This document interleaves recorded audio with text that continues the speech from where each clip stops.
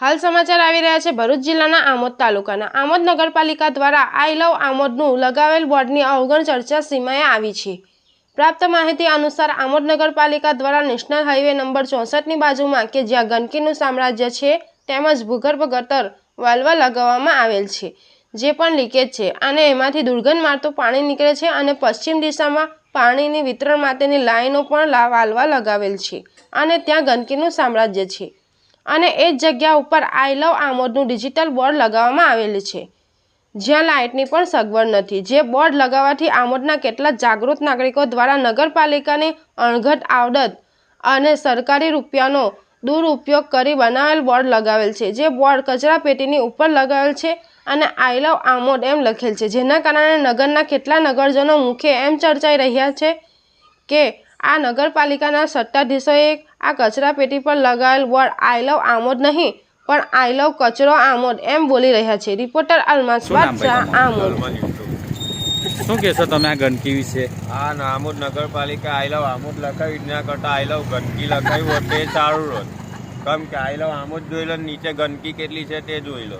ના main road છે આમોદનો।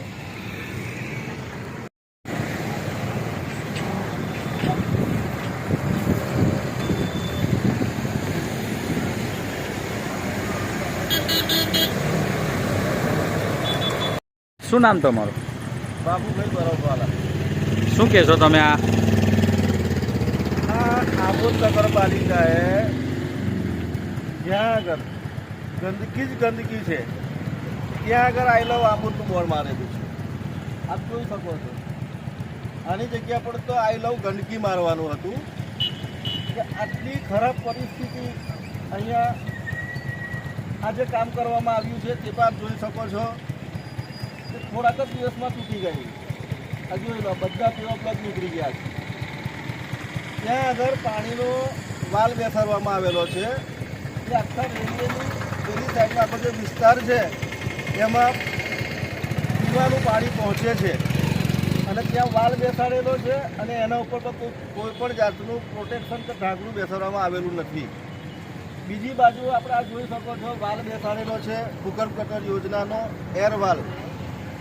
જ્યારે ભૂગર્ભ ગટરનો પમ્પિંગ સ્ટેશન ચાલુ કરે છે ત્યારે એ વાલમાંથી ગંદુ પાણી બહાર પડે છે, વાલ લીક છે અને એના લીધે વધારે પડતી અહીંયા ગંદકી થાય છે। તો આના માટે શું પાલિકાના સત્તાધીશો ફક્ત પૈસા બનાવવામાં જ રસ રાખે છે, બીજું કંઈ કરવાનું એમને સમજ જ નથી પડતી।